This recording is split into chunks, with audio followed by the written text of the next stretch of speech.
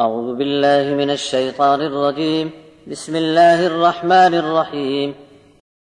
ولو أن لكل نفس ظلمت ما في الأرض لافتدت به وأسروا الندامة لما رأوا العذاب وقضي بينهم بالقسط وهم لا يظلمون ألا إن لله ما في السماوات والأرض ألا إن وعد الله حق ولكن أكثرهم لا يعلمون هو يحيي ويميت وإليه ترجعون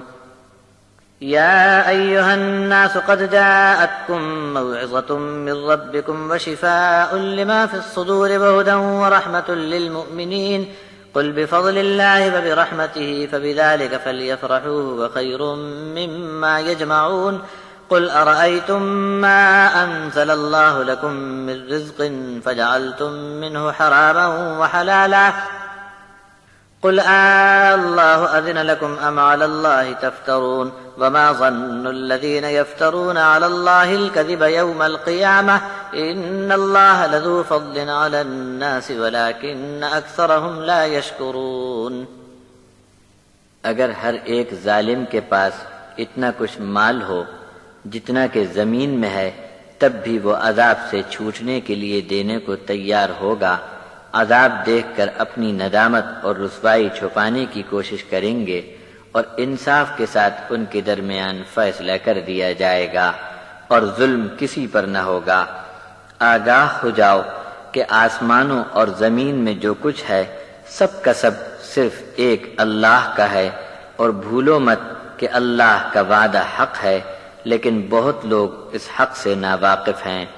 وہی زندگی دیتا ہے اور موت بھی اس کے اختیار میں ہے، اور تم سب کو لوٹ کر واپس اسی کی طرف جانا ہے۔ اے انسانوں، تمہارے پاس ایک نصیحت تمہارے رب کی طرف سے آ چکی ہے، اور سینوں کی تمام بیماریوں کا علاج بھی اسی میں ہے۔ جو ایمان لائیں گے ہدایت کا راستہ ان کو مل جائے گا، ساتھ ہی ساتھ اللہ کی رحمت بھی پالیں گے۔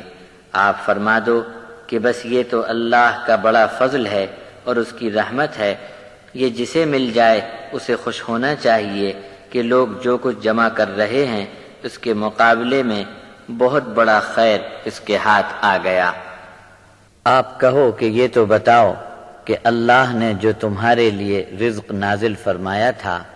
اس میں سے تم نے اپنی منمانی سے کچھ کو حرام اور کچھ کو حلال بنا لیا۔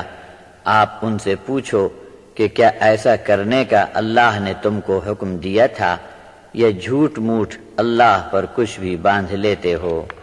جو لوگ اللہ پر جھوٹی باتیں بنا لیتے ہیں